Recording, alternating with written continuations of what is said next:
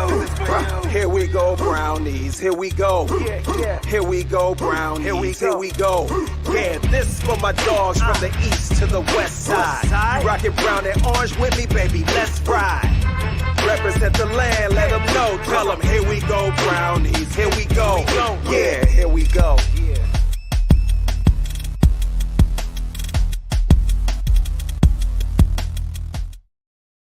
Welcome in, everybody, to another episode of the Here We Go Brownies podcast. I'm Allie Heisong, coming at you live from Sneads Ferry, North Carolina, and joined with me, as always, out in beautiful. I almost just said it. Beautiful Boise, Idaho. I almost said it. Out in beautiful Cleveland, Ohio. We've got Dustin. Dustin, how's it going? Good. How are you, Allie?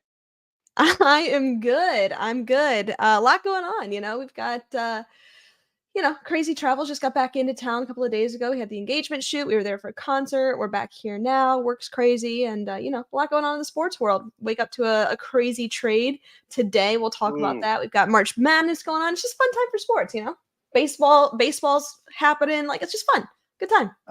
It is that kind of spring thaw, as I like to say. The seasons are upon us, and baseball is alive and well. The women's NCAA Final Four has landed in Cleveland. That is all the buzz here. A great get for the city of Cleveland. Yeah. NFL draft just a few weeks away.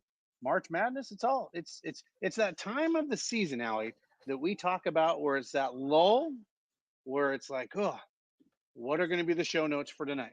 To now, hey, plenty of material, right? Plenty of stuff to talk about. Plenty of stuff to go over, and of course we're down here live at the Barley House tonight. So well, while you're there, why don't you give our listeners a little bit of insight of what's going on at the Barley House? Yeah, guys, if you get a chance, come down here. It's going to be their 15th anniversary party on April 12th, and if you can believe it or not, Johnny Manziel, that's right, Johnny Manziel and Joe Hayden will be hosting that party down here. They're going to have a lot of other cool guests. And I don't know, I'm going to mess up her name, but I don't know, Allie, if you've heard about the famous grandma that does all these skits and it's kind of funny on YouTube and TikTok. Oh, yeah. I don't know her name off the top of my head, but yes. But she's hilarious. She will be here as well. They're going to have some more guests, but the 15th anniversary. And by the way, if you're in Cleveland and you're taking in some of these festivities that are going on downtown before or after the game for the NCAA Final Four over at Rocket Mortgage Fieldhouse, come by. They're going to have lots of specials. Downtown Cleveland is buzzing, and I got to tell you, Cleveland is doing all the right things. This is a city that is on the rise for sure. Yeah. What do you got? What do you got going on in the Final Four? Let's start with men's. Let's start with the men's tournament. What do you think? I mean, first off, how busted is your bracket? Because mine's just to hell. Normally is. I've only had one decent bracket that did really well a couple of years ago, so mine's just busted all the way to heck. But what about you? How's yours holding up? I did a bracket. Mine is completely busted. I will say that here's the thing. A couple of these teams, I'm not surprised that they're there.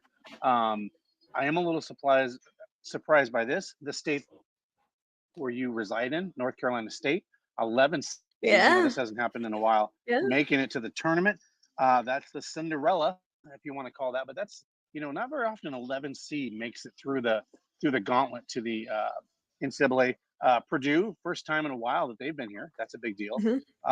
Alabama, always a tough out. I think Alabama might be the sleeper, and I know they're not really a sleeper, but kind of that team that could end up winning it all among these teams.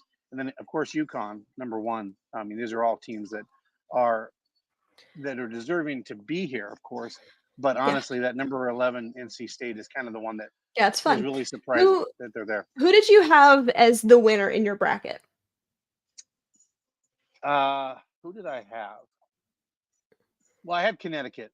That was the only one. That's the only one that I have left is Connecticut. That's the only one that I have left. Did you who did you select to be the winner? Oh, it was Connecticut to win it. But But now looking at the bracket, I don't feel confident about that, in all honesty, because I look at these other teams like number 4 Alabama, the way they play physically, I think they could beat Connecticut. So I don't know. I think it's do you have UConn. any of your people left? No, I picked UNC to win it all.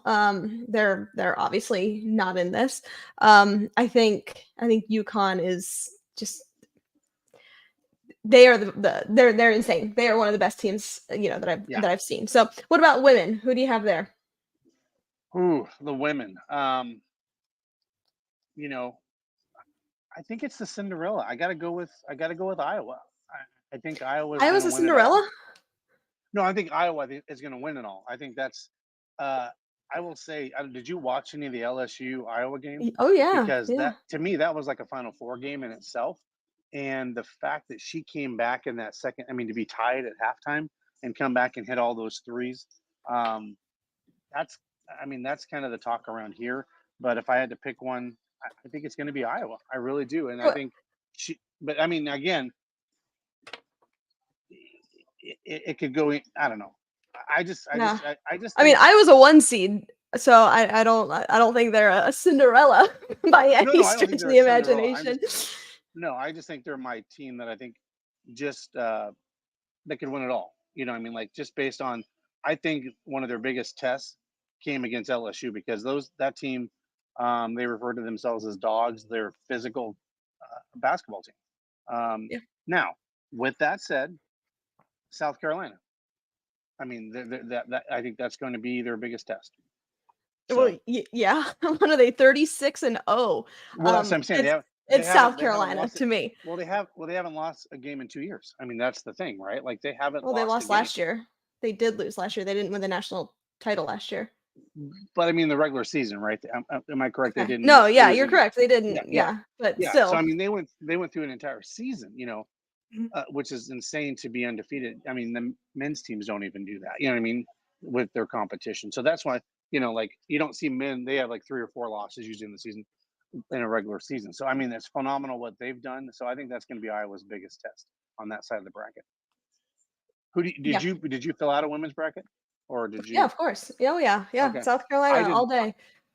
I did not. So, Mhm. are you rooting? So, who are you rooting for in the final? South Carolina. I'm all in on All Carolina. right. I'm a Carolina fan. We've followed them since we've been down here. We went last year. We went to the women's tournament. Got to watch them. We saw them, Notre Dame women. I forget who else was there at the time, but yeah, we're all in on women's basketball in this household. Let me tell you. That's it's a lot of fun. So As you yeah, should be. that's As you, yeah. Well, yeah, of here, course.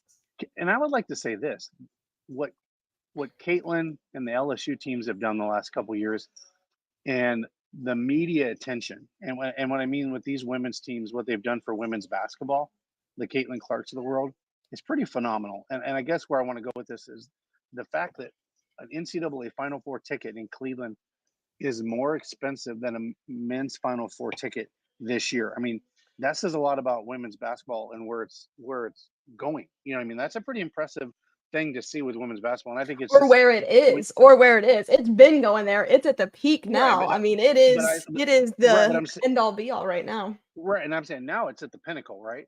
But what is fascinating is that when you turn on the Shannon Sharps and these, the national broadcasters, they aren't talking about the men's Final Four. They're not talking about, they're talking about the women's Final Four Yep. and Caitlin Clark and all these records that she's broken and all that. And traditional media is talking about it, like, not just sports. So this is really, in my opinion, really transcended into something pretty cool for women's Yeah. basketball Yeah, going into definitely. the future. So these women are both going to have, you know, the gal from LSU and Caitlin are both going to have a remarkable career in the WNBA. I'm assuming they'll get great endorsement deals and stuff, and they're going to have a really great career ahead of them. So, Well, I mean, I think that there's what, 8 or 9 like All-Americans entering the draft this year. So yes, most definitely going to be quite a year for the WNBA draft. I'm excited to see how that plays out. Guys, we want to tell you about our friends over at K&D Property Group, whether it is sophisticated suburban living, luxury downtown digs, or senior housing. K&D, the largest property management company in Northeast Ohio, has a perfect home for everyone. K&D is your one-stop shop for housing in the region with apartments and amenities for everyone, including residential, commercial, retail, and also corporate housing. Find your dream home at K&D. Visit knd.com to get started. That's the letter K, the word and, the letter D.com. Dustin, woke up to some crazy news this morning that I wasn't sure if it was true or not. I had to do like a quadruple take to make sure it was the make sure correct it wasn't Adam April Adam Fool's Day. Schefter. Yeah, I just did not expect that because there were some like Stephon Diggs April Fool's trades a couple of days Yeah. ago. He is traded to the Houston Texans for a second round pick. What were your thoughts on that?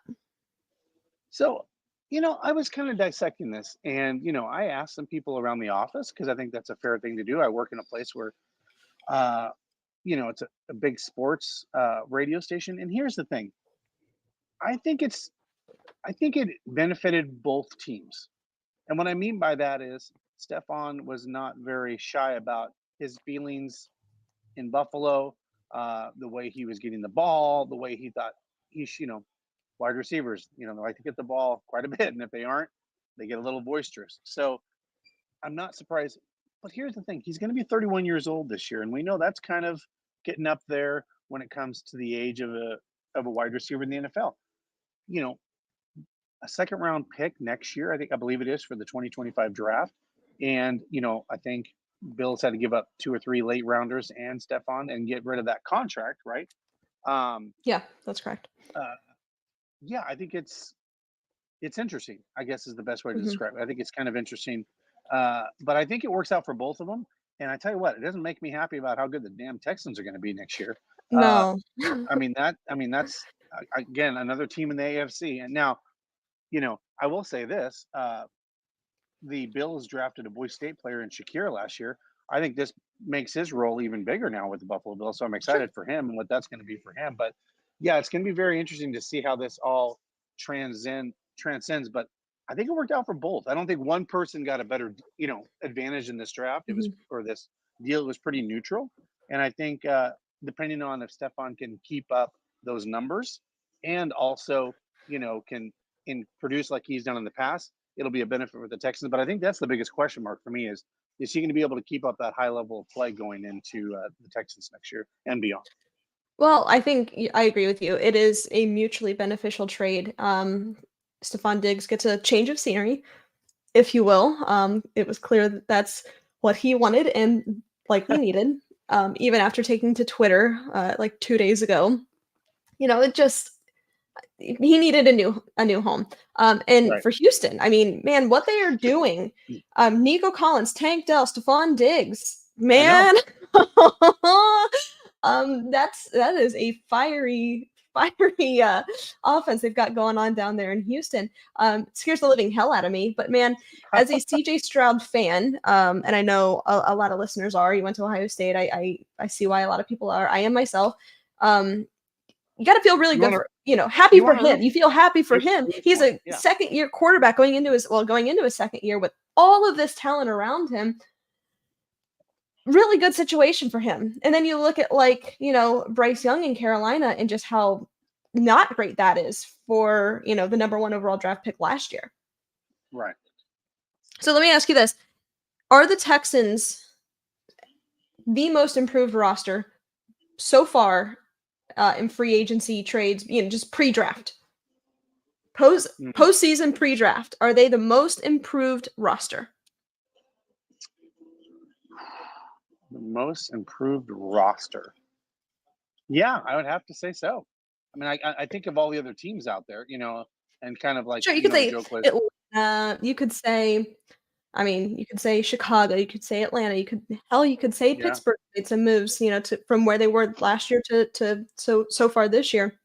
yeah, For me, it's the Texans. Like they have just been so strategic and brought in my opinion, the right pieces for the players and personnel that they currently have. I yeah, think they're going to be a force to be reckoned with.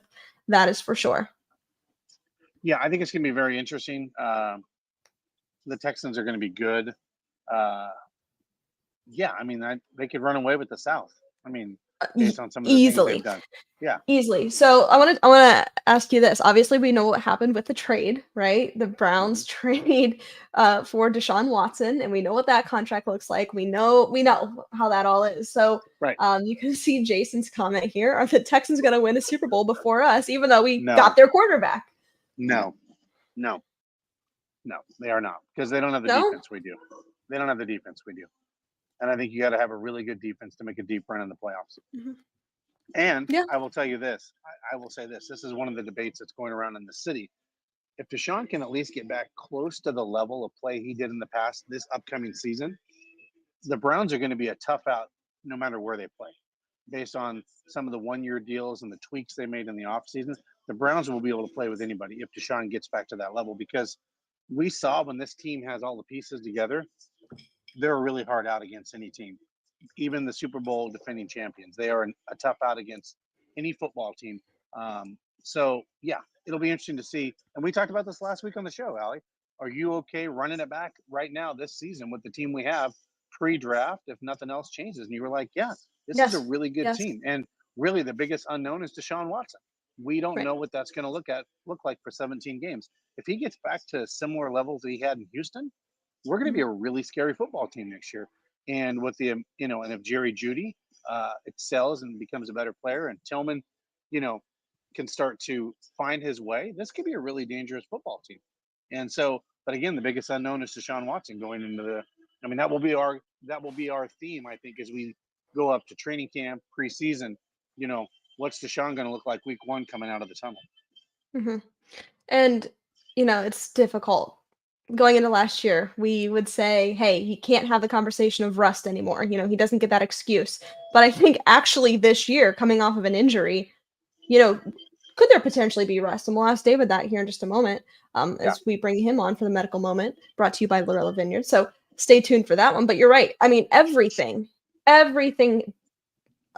you look at this team, and I know every season we've said it on this podcast, the Browns are so good on paper, but, life happens, circumstance happens. But it all depends on who and what Deshaun Watson is going to be for the Cleveland Browns this season. I mean, if he is, in my opinion, if he is just an above average quarterback and that's it, I still think that the Browns are, mid to late season, there's a top 8 team in the league if he's just an average quarterback with all of the weapons that they have. Now, if we get Chubb back, mid to late season, and you can really lean into that and into that identity, getting back to that, that's all you need him to be. Now, if he's anything more than that, you're talking about a top 5 team, in my opinion. So we'll see. True. I don't know. Shall see. It's going to be interesting. And like I said, I think the biggest question mark for me is going to be obviously Deshaun Watson going into next year. But you're right. Every team, I don't know, Allie, let me ask you this. And, I know we're going into a little bit of a rabbit hole, but it seems like after the Kansas City Chiefs won last year, and then they're like running it back, repeat all those things that were discussed in their parade. I feel like every GM, every owner, at least in the AFC, felt challenged even more to go restock the house with players and quality players to just make themselves better, because we talked about this with Baker Mayfield. I think that's one of the reasons the Browns went and got a person like Deshaun Watson, because they looked at like, man, how far can we get in a deep run while Patrick Mahomes is playing football in the National Football League, right? Like, that's a real thing. And so I think that's something that all these teams in the AFC especially look at the juggernauts that are completely surrounded around them. And honestly, today, I think the Buffalo Bills took a step back. And I think financially, they are going to be a better team in the future. But I think they certainly took a step back and made the Texans a better team today while they stood back and dealt what they had to do. So we are here in just a little bit. We are going to do our top 10 power rankings in the NFL pre-draft, right? Obviously, we're going to do one after the draft where obviously things are going to change and people are going to, or teams are going to move up and down this list. But I'll tell you, when I was considering this earlier, if I was considering this yesterday, rather, the Bills would have been where I have the Texans now. So we'll talk about that here in just a little bit, but definitely they both took a swing in a different direction today. But while we're talking about it, actually, before we bring David on, sorry, just 1 second here. We've got a topic I want to discuss. George brings up a good point here. AFC North is the toughest division by a long shot. What do you think of that? Well, I mean, you have one quarterback that's won a Super Bowl. You have Joe Burrow, who's been in a Super Bowl. You have Deshaun Watson that's made the playoffs. He can be playoff caliber quarterback. And the Ravens have Lamar Jackson. Yeah, that's a gauntlet in my opinion. I guess my question is, and I think Tomlin's going to get the best out of Russell Wilson because he's that kind of coach. let's just compare them to every other division in the league, right? Like, is there any other division that even comes close to the AFC North? Because George, I agree with you entirely. Like, and it's not Yeah, even close. The AFC North is the best or the toughest. I won't say best because best and toughest are two totally different things. The that's true. toughest division, as it currently stands right here, right now in the league by far. Yeah. Yeah, it's funny. I look at other divisions, and there's always like a dud, if that makes sense, in the division. Like there's 3 good teams and 1 bad one. Mhm.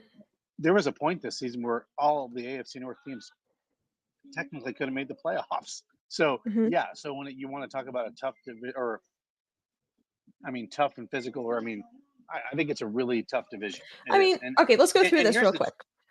truth: the Browns getting better, and Pittsburgh always being good. That's what's really elevated the AFC North. The Browns have been consistently decent the last few years. They used Yeah, to be the dog of the division, and now that's not the no pun case. intended. So Um, so let's go through this real quick and see if there's any that even come remotely close. So, okay, and by the way, we're talking about toughest division, not best division. right, The AFC East, Bills definitely take a step back. Dolphins, we're not sure what they're going to be. Jets, if they get Aaron Rodgers back and he can play well, like they're fine. Patriots, yep, garbage. I say AFC East, not even close. right. AFC South, could be tough, but you've got a Mhm. couple of like teams in here that you're like, I don't really know what you're doing. Texans, that's a tough team. Jags have made some really good improvements this year. It's Yep. just curious to see, like, Can they put it all together? Right. yeah, like I can't say for certain. And then you've got the Colts and the Titans that are like, like, okay, we'll see what Well, happens. They've got a I good tell you what. team, but I Well, don't think it's that tough. Colts. If Joe Flacco gets an opportunity, I think that's a team that's kind of ready made for the playoffs if he ends up winning the So, starting job there. do you actually think, and I'm not saying this to be like ugly or anything, but do you like genuinely think that, let's put injuries aside, but talent against talent, that he could potentially beat out oh my god, what's his name? Oh my god, what's his name? You're talking about the quarterback that they drafted. Anthony Richardson. Sorry, had a Yeah, total brain yeah. fart there. Well, big question mark is injury, right? That's the biggest thing is his Well, I'm injury. saying that aside, like we're not Oh, talking about that. But if it's just talent versus talent, like are you saying that yes, Joe Flacco has a chance? yes, yes. I think that's crazy. This I think that's well, crazy. why? But why is that crazy? Just like based off of what we saw for both quarterbacks last year, right? Sure. What we saw out of Joe Flacco last year, but what we're talking about, Dustin, what we've been talking about this whole segment is the ceiling on these players. You Right. have to go get a guy like Deshaun Watson because of the ceiling, and I think that that's what you're looking Right. at with the Colts. I mean, he was hot last year when he was Right. healthy. Now, all things aside, Right. all injuries aside, if it's talent versus talent, I mean, Anthony Richardson is the starting quarterback. They drafted him with the top 5 pick. Like he is going to be the starter. So, like that's just the way I it just. typically should go. But my question, I guess, to counter that is, if you're the Colts, do you pay someone $9 million with incentives if that's the case? To like Again, you we do are certain talking, things. we don't know the injury Yeah. situation of Anthony Yeah. Richardson. So, Yeah. cannot speak to that. He very well could be the starter because of Yeah. injuries and like maybe Right. rust after that. We don't know what he's going to be. But if we're just saying talent versus talent, you're going to start the second year your top 5 draft pick. Like you just are, or top 6. I Yeah. forget where he went, but Yeah. okay, so that's the AFC South. AFC West, you got a bunch of duds here. Broncos, dud. Chiefs, top, pinnacle here. Raiders, Chargers, dud, dud. NFC North, I think this one's probably the closest, maybe, So consideration. here's one thing I do think you're going to see the I'm AFC listening. Hang West. on, I I gotta think. get the cat. Yeah, you're good. I think you will see the AFC West, as far as divisions go, have the biggest improvement next year. All right, I'm gonna throw him out of this office real quick. Be right back. Okay. All right. Dustin, real quick, why don't you tell our listeners about Stadium Mustard? Guys, if you don't have Stadium Mustard, you got to get it in your kitchen. Go to your local grocery stores or order it online at stadiummustard.com. Again, that's stadiummustard.com, where you can find that and ship it wherever in the country. I actually got to participate in the mustard wars here in Cleveland just last week. at the Music Box here in Cleveland. Allie, it was very interesting. They had a taste test Sorry about among that. mustards. So I was saying, Allie, I went to the Mustard Wars this last week Very where cool. they took Burtman's versus Stadium Mustard and did a blind taste test if people could decide which one is which. 120 some people got it right. 80 some got it wrong on picking which one was Stadium Mustard versus Burtman's. But it was really cool to talk about the story of Stadium Mustard and Burtman's because, as you Yeah, know, that is cool. mustard is very serious in Ohio. They take it, especially in Cleveland, they take their mustard very serious. So it's kind of cool Oh to yeah. see a packed house talking about mustard of all things. And so Yeah. it was kind of cool to do that. But yeah, get stadiummustard.com. Allie, we're going to start launching something.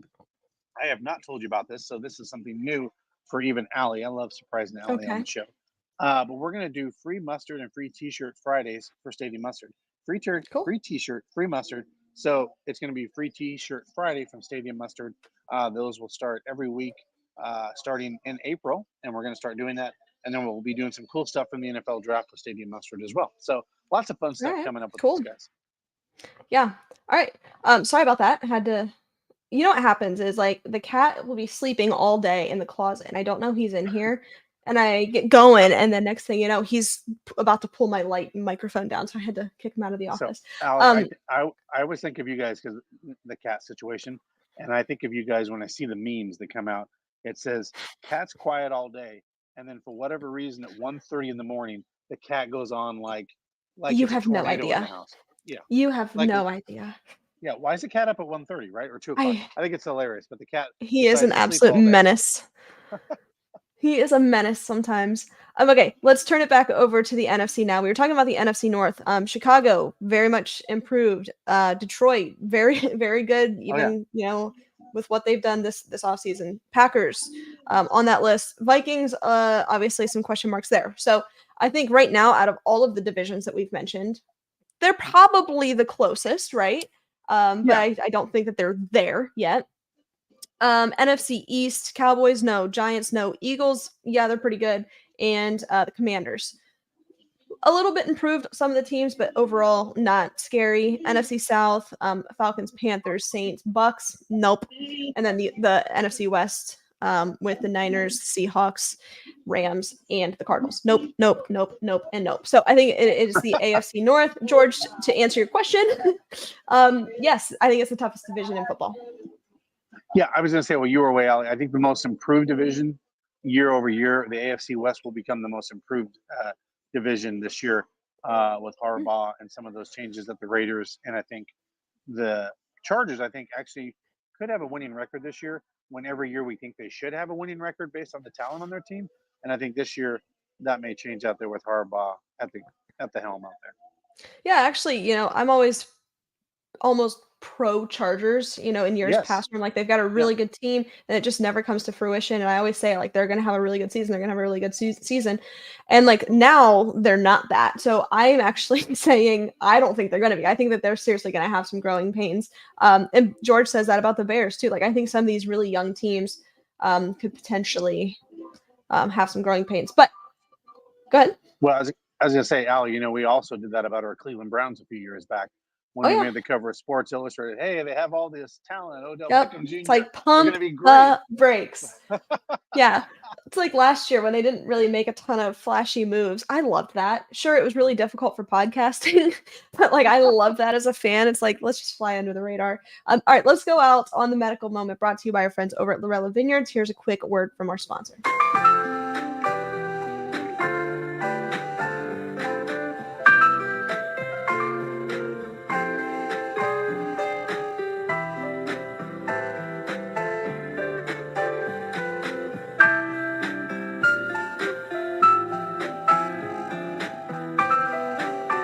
Everybody, my name's Kim Lorello, and my husband and I, Larry, started Lorello Vineyards over 21 years ago.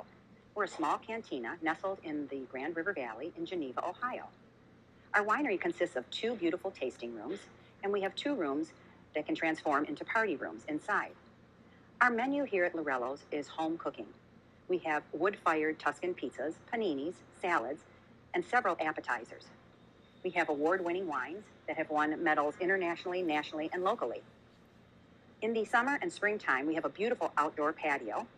That also we have live entertainment. We also have entertainment sporadically through the entire year inside during our cool fall and winter months. Additionally, outside in the summer, we have a beautiful tent that can house several guests for a private function. We hope to see you soon, and if you want any more information on Lorello Vineyards, you can go to our website at www.lorellovineyards.com. We hope to see you soon. All right, and with that, let's go out on the line and bring on Dr. David Ullery to the program. David, what's going on? How you doing? Hello. Good evening. I'm doing well. How are you guys? Good. What's up, David, sound? David, you dress when you dress and look good in the pictures. You cleaned up really nice. Thank you very much. Yeah, that was a lot of fun. We really enjoyed that. Oh, it and was we're so much very fun.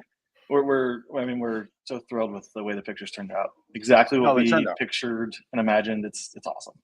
And it was Yeah, so you much always- fun. We had an absolute blast. You know, Dustin, in a lot of those pictures, you can tell like they're not just your typical portraits where you're just standing there smiling and whatnot. Right. Like they had us in So- these crazy poses, like straight face, Standards. and it Standards, is so like on hard camera. Yeah. because it was so hard because we'd have to be like straight faced, and like David would say something ridiculous in my ear, and it was so hard to not like ugly smile in every single picture. We were dying laughing the whole time. I don't know what you're talking about. I don't think he ever did that at the dinner table on the cruise. to No, he would poke you never a do little that. bit. No, it No, was like David would he never. would. I just thought it was hilarious. Like you tell him no, and then he'd be like he'd. Oh, pound I on the table. know.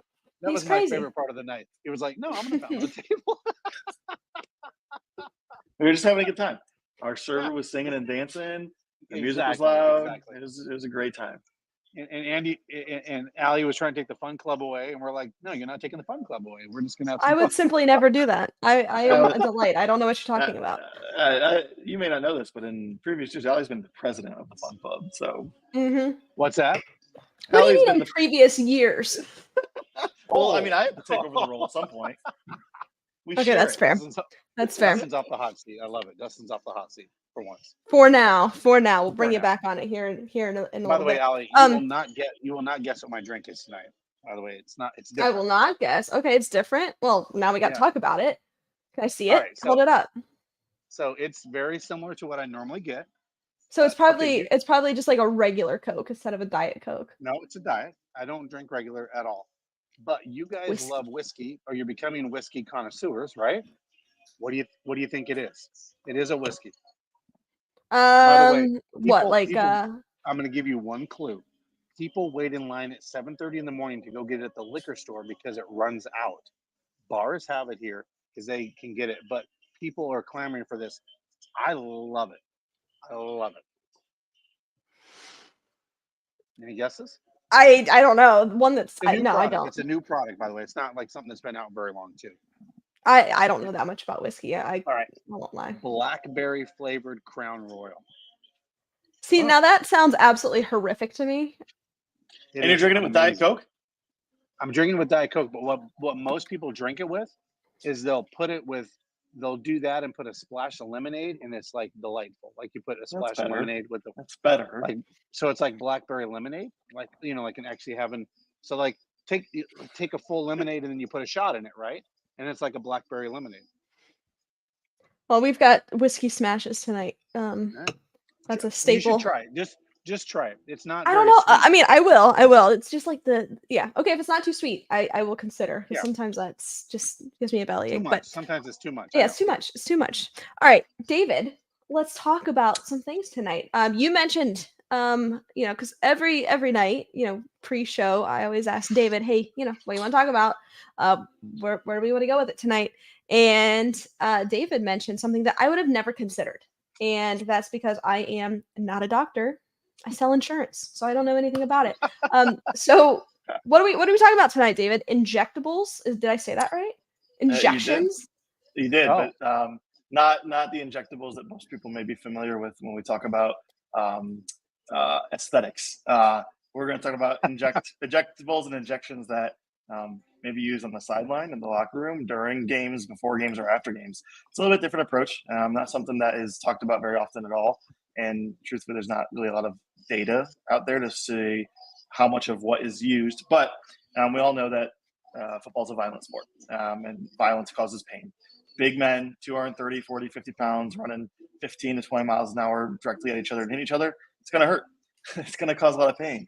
And so we have to find ways for players to be able to play through that if it's safe and smart. And so there's a number of strategies that teams will use to try and get players through pain, not only during games, but also in between games or in the off season after injuries or surgeries. And so probably the most commonly used medication and usually injected during games would be something called Toradol or Ketorolac.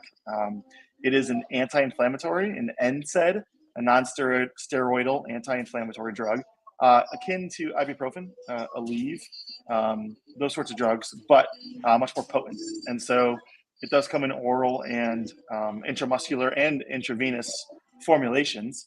The most common way to use it is usually intramuscular. So literally a shot right in the shoulder, in the butt, in the thigh, wherever you can put it. But it's able to have a pretty powerful anti-inflammatory effect by reducing swelling. It also has an antipyretic effect and an anti-just pain effect where it reduces pain as well. And so I would say of all things that are probably used during games at halftime, in between quarters in the locker room, it's going to be a Toradol injection. And then essentially just kind of dulls the pain, numbs it, maybe helps reduce the swelling until a couple hours after the game. And that helps players get through the next 2 to 3 hours. And while, it is potent, it's also effective. And so one of the things we always talk about in medicine is we can't use Toradol for more than 5 days in a row because it can have a damaging effect on the kidneys. And it also can lead to increased bleeding. And so there are some warnings or concerns about that, especially if you think about, maybe once every 5 years you hear about a player who has like a splenic rupture, or they start bleeding internally from a big hit. I can't ever say if that's ever been associated with the use of Toradol, but certainly it could increase your risk for bleeding if you use it a couple days in a row. And so Toradol would be the most commonly used one. And we use it a lot in the emergency room as well. It helps with acute pain, it helps with headaches.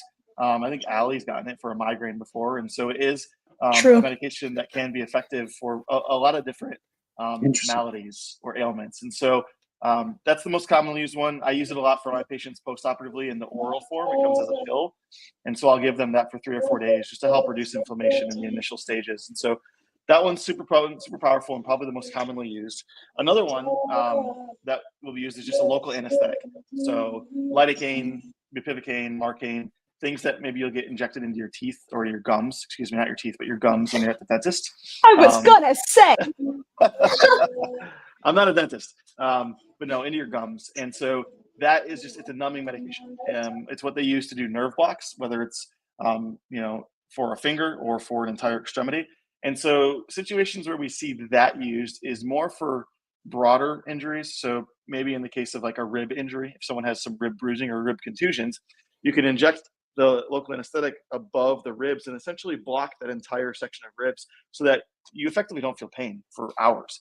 So that can be very effective for someone who has rib bruises, someone who has like a hip pointer or hip contusion, or other kind of broader injuries that aren't specific to a joint. The risk with that is if you eliminate pain completely, you certainly can risk further injury just because someone's going to play with reckless abandon if they can't feel it. And so they're not going to know if things are hurting or not. But that can be quite effective in treating acute pain to get someone through an hour and a half for the second half.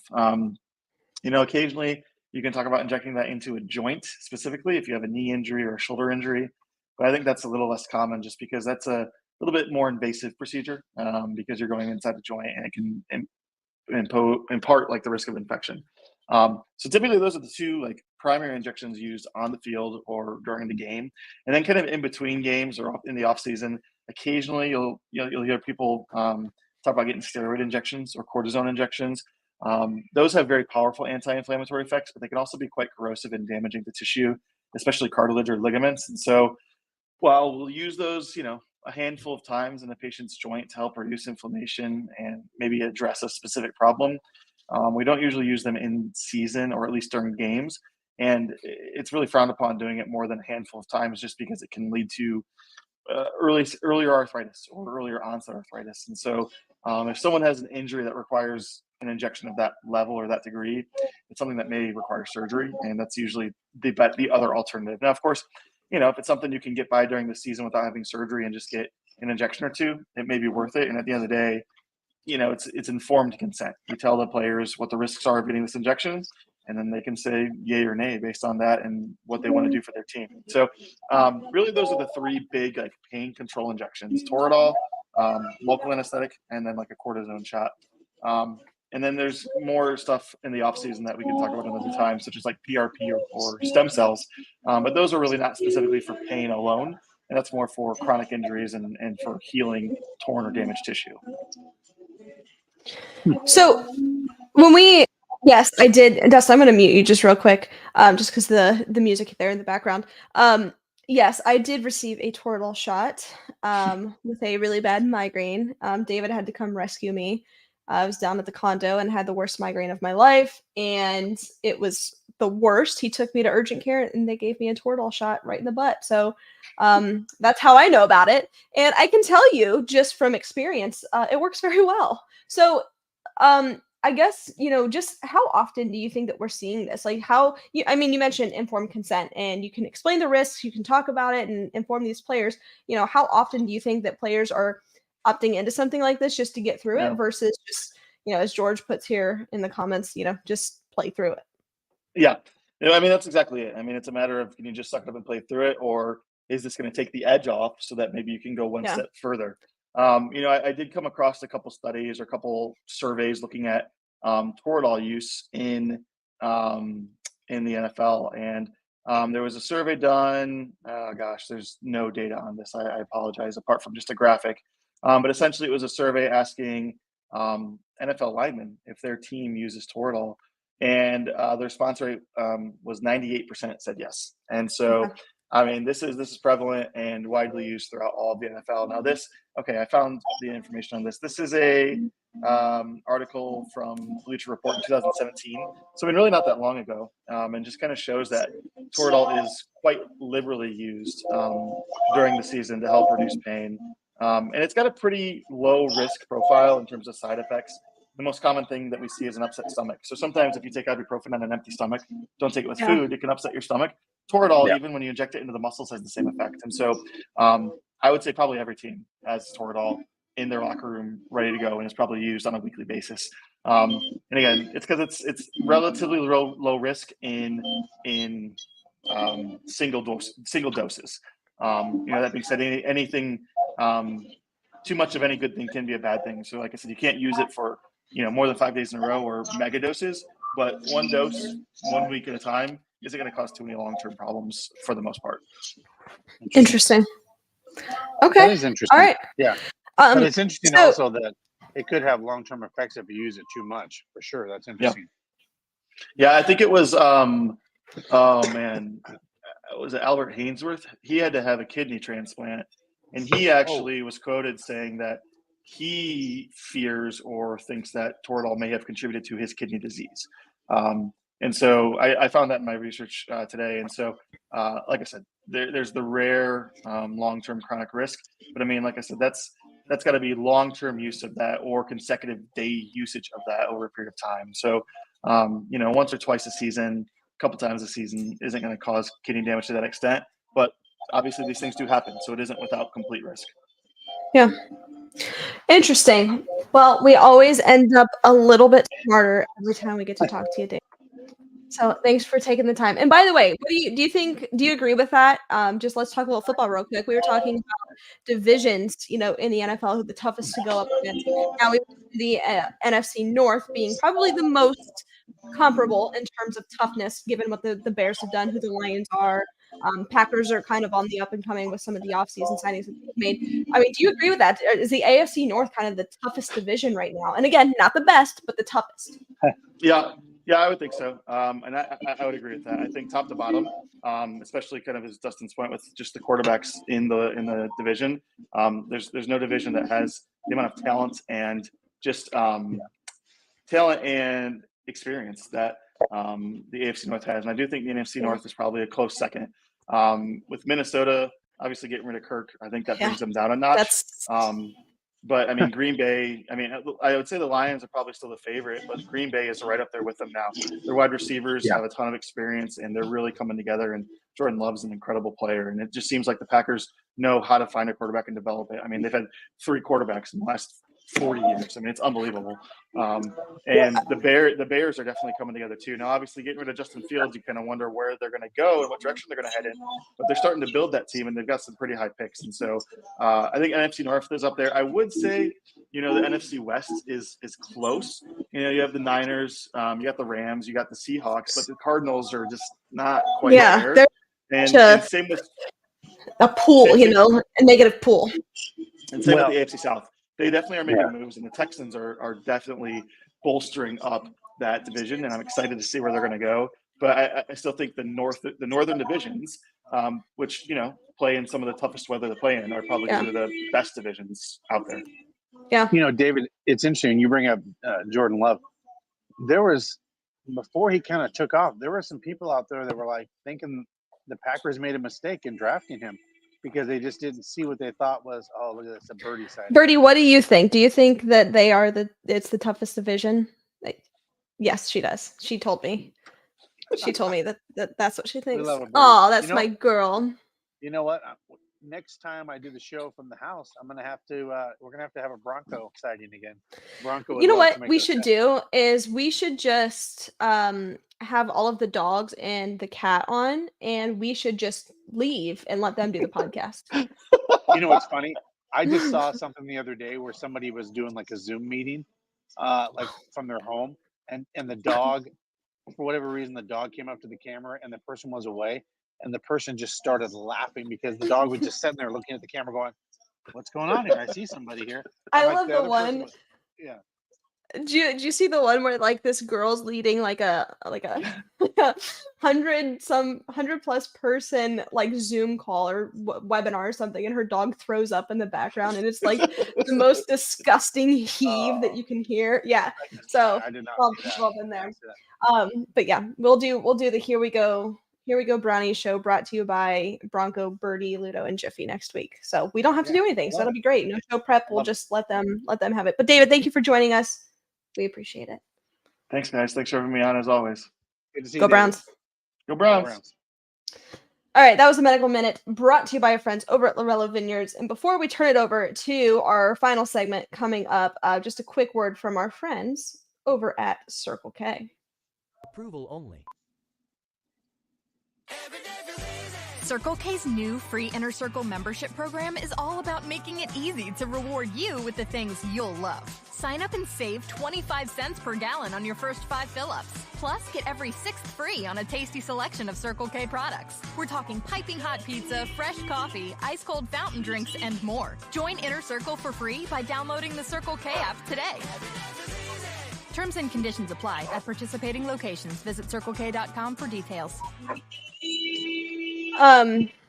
Cool. Dustin, sounds like it's starting to liven up there at the bar. You know what? It's funny. It was quiet, and then I come in here, and of course I don't own the place. I don't have control of it. The atmosphere changes after 9:00. It turns into what a Wednesday night bar downtown Cleveland should turn into. Yeah. So well, we got 15 more minutes, so let's live it up here. The last 15. I we know do that our this. top Yes, I do want to preface with, I know that the title of this show tonight is draft discussion, and we didn't really get into a lot of draft talk. That's okay. We've got, and I cannot stress this to you enough, next week is strictly draft talk. So I will adjust the title of this one. That way, if you come back and watch this, it is not going to be about the draft. Unfortunately, I don't think we can get to it within 15 minutes. I'm going to be at the NFL draft, so it's going to be draft. We got plenty of draft stuff coming your way. So I do apologize if that was misleading. You've stayed up until this point, hoping for some draft stuff. We might touch on it, but we're not going to have the conversation like I kind of hope to have. We just don't have the time tonight. But what we are going to do is our pre-draft NFL power rankings. We're going to go 1 through 10 next week in that jam-packed show. I would also like to do our AFC power rankings and NFC power rankings in their entirety. Okay. So let's start with number 10. We're going to go from 10 and work our way up. Dustin. Okay. And I mentioned earlier, I'll kick it off here, but I mentioned earlier that I had, after today's news of the Stephon Diggs trade, I had the Texans and the Bills totally swap places because of that trade. So my number 10 is the Buffalo Bills. Okay. So my number 10 is the Cleveland Browns. I have the Browns on the outside looking in at number 10. I do think Deshaun Watson is going to have a bounce back season. I think he's going to get his naysayers off of their thinking that he can't rebound The thing is, here's the truth. Deshaun Watson hasn't played more than 6 games in the last 2 seasons. We have not seen Yeah. a full season from Deshaun Watson. And by the way, he was just about to take off in that Baltimore game, and unfortunately, uh, injuries happen. Right? We don't know what the what if would have been if Deshaun Watson would have played the rest of the season for those 6 weeks or so. So Well, again, I do have my Browns at 10 in this power ranking. okay. I was just gonna follow up with, I hear that, I see that, and I don't necessarily disagree with it, but I was curious to see why, and I get that. We've only seen Deshaun 6 times in 2 seasons. That's crazy. Right. However, I do have them much higher than you do. In this, not because I'm a Browns fan, just because when I look at some of these other teams and the moves that they have made, I think, okay, the Browns are definitely better than that team. And for me, the Buffalo Bills are one of those teams. I think that the Browns are better than. My number 9, I've got the New York Jets. Now, like the Browns, their success depends on and is determined by the play and health of Aaron Rodgers, right?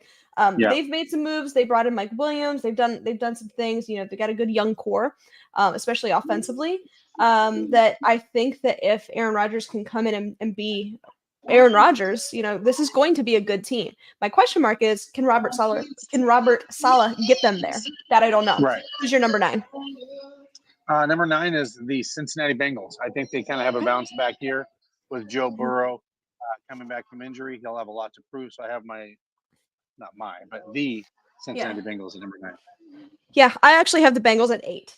So pretty similar. I think that they will have a bounce back year, but like for whatever reason, and I don't have a tangible reason or any concrete evidence to say this. It's just kind of the feeling that I'm getting surrounding the organization is some of the life has been kind of sucked out of the Bengals. Some of their charm or their spark or their magic is a little bit gone, and I don't know why I feel that way. I just do. They could totally prove me wrong going into the season, but based off of what we saw last season, I just am a little bit out on the Bengals. Who do you have at number 8? Number 8, I have the Baltimore Ravens. I think the Wow. bottom of the top 10 here, I have them kind of jam packed there. So I Interesting. have Browns at 10, Cincinnati Bengals at 9, and I have the Baltimore Ravens at 8. Okay, so I'll be honest with you. I have the the Browns and the Ravens much higher than you do.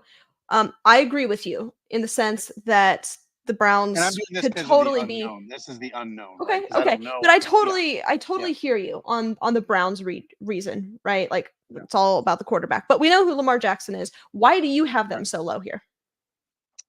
Lamar Jackson.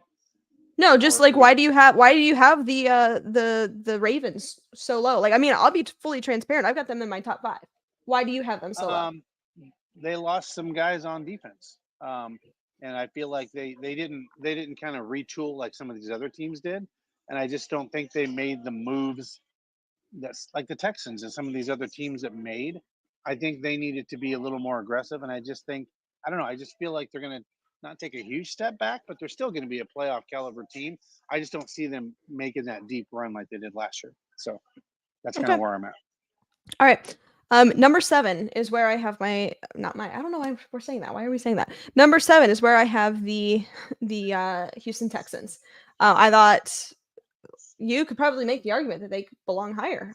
They're a really good football team. They have made some insane moves. I think they're really good, but obviously they're very young. So I have them at number 7 here. And as I mentioned, if we would have done this tomorrow, I may have had the Bills at 7 and the Texans at 10. And today we wake up to the news that Stephon Diggs is a Houston Texan. Totally flip-flopped. So I've got the Texans here at 7. Who do you have? I have the Dallas Cowboys. I think the Dallas Cowboys are a talented team. I just don't You know have if the Dallas Cowboys ahead of the Baltimore Ravens. The Dallas Cowboys do not have a running back. Yes. Because, and here's what I just think they're a talented team. And I just think that, that's where I have them. I have them at number 7. Okay. All right. Why? Can you just elaborate? Like, why do you have them at number 7? Like, why do you have them again above the Ravens? Why do you have them above the Browns? I'm curious about that. For one, I think they have a very good chance of winning their division, and I think they can make a deep run. And I just think overall they're a decent team, and look, for a while there, they had the best record, I think, in the NFL for a little bit there. So I think the talent's there. I just think another season like this year, I think they're going to advance. I just think the experience is going Sure. to take this team a little further this year. Look, I don't I'm not saying disagree they're with going to win that. the Super Like, Bowl. no, I don't Yeah. disagree with that. I think that they've taken a huge step back from where they were last year, and I don't think that they're going to win the division. But I guess my curiosity comes from, like, why do you have them ahead of the Ravens and the Browns? Who, I mean, look at them. I know it's not on paper. I know that, but like, look at these two teams on paper. You've got the Ravens, who have Derrick Henry and Lamar Jackson, and then you've got the Browns, Right. who, I mean, we know who they are. I mean, the Cowboys do not have a running back on their roster. Yes, they have Dustin. Oh, sure, but like, I'm just surprised to hear it. I was curious to get your the reasoning behind that. Yeah, I just think they're going to have a good season. I don't think it'll be great, but again, I think the NFC has a lot of teams that aren't great, right? So honestly, you'll see here, I had to put a couple in the top 10. I wanted a couple NFC teams in there, and that's kind of where I put the Cowboys Okay. based on last year going into this All year. right. Okay. All right. So number 6, this is where I have the Cleveland Browns. I thought that this was an appropriate place to put them, because, as we mentioned previously, it all depends on the health and availability and just overall ability of Deshaun Watson, right? There's some question marks there. There's some question marks surrounding Nick Chubb. Now, again, this is pre-draft, so we know that they could make some moves defensively. They could maybe draft a running back. We all know that. But as it currently stands right here, right now, I've got them at number 6. And I have the Bills here. I think the Bills, I kind of moved my deck around a little bit here as well. So I have the Bills here. I do think some of these younger players for the Bills will step up. I also think they're in a division where they can win some games and win the division and make the playoffs. And Josh Allen has gotten better. He hasn't regressed. He's getting better. I think he's still, in my opinion, top 5, 6 quarterback in the NFL. And I think the Buffalo Bills will be a tough out again, like they always are and have consistently been every year. They make the playoffs, and they find a way to make the playoffs. So I have them at number 6. Okay.